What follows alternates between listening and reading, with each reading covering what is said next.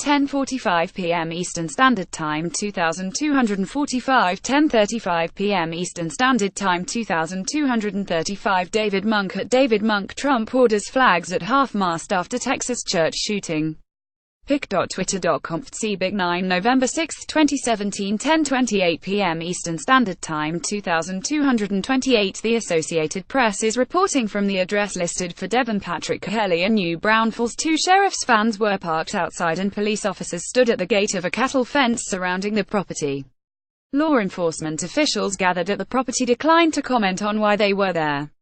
Several messages left for his relatives went unreturned. Neighbors said that they heard intense gunfire coming from the direction of the address listed for Kelly in recent days.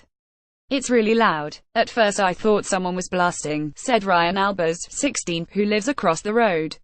"It had to be coming from somewhere pretty close. It was definitely not just a shotgun or someone hunting.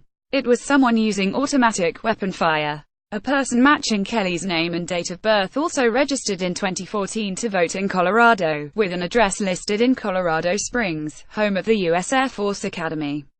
The Colorado Secretary of State's office lists his registration now as inactive.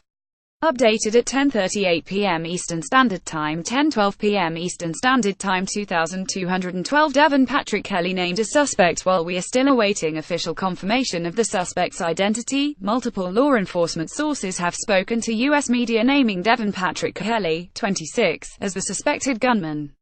Ann Stefanek, an Air Force spokeswoman, also seemed to confirm his identity, saying Kelly served in the military from 2010 until 2014, when he left following a court-martial.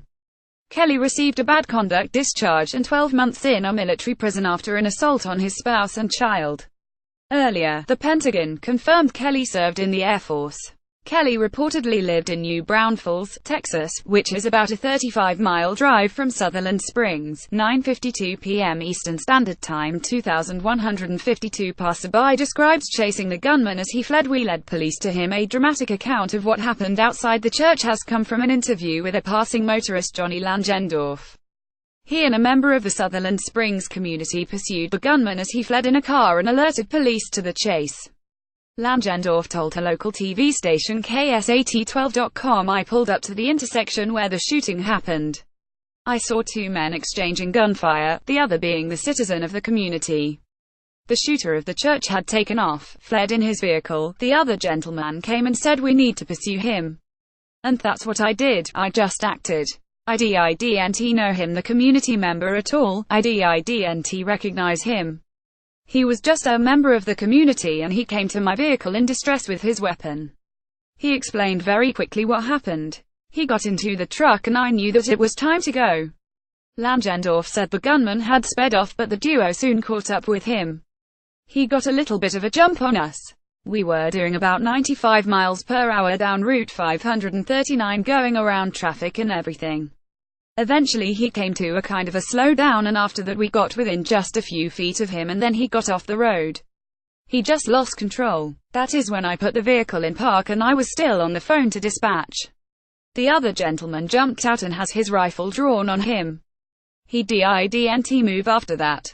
We led police to him. Everybody else was headed to the church. All the other officers were responding to the church. From the time we actually stopped it was about 5 to 7 minutes. Langendorf said they waited for the police to arrive with the community members gun-trained on the car of the suspect. We did not get close enough. The police arrived and then they pushed us back and they took care of the rest. I didn't see anything after that. I was trying to get to him apprehended.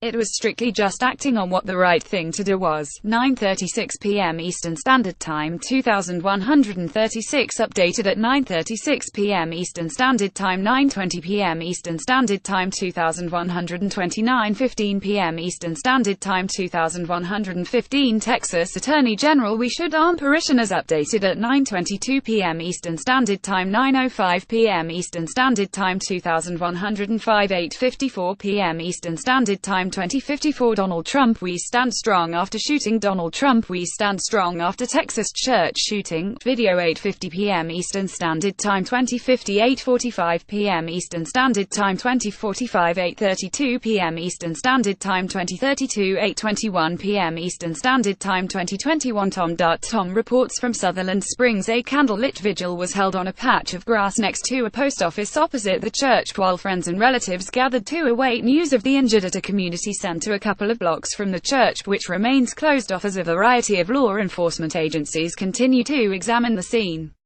At the center, a few dozen people stood outside while a local fire department grilled food on a giant barbecue. The town is quiet and dark, save for the blue and red flashing lights on the police vehicles blocking off the area. 8:15 p.m. Eastern Standard Time 2015 Stephen Romo at Stephen Abus 13 Governor Greg Abbott just arrived to candlelight vigil near Sutherland Springs shooting scene. About 50 people here. Pic.twitter.com Awadamio, November 6, 2017 8:14 p.m. Eastern Standard Time 2014 Gunman previously served in Air Force.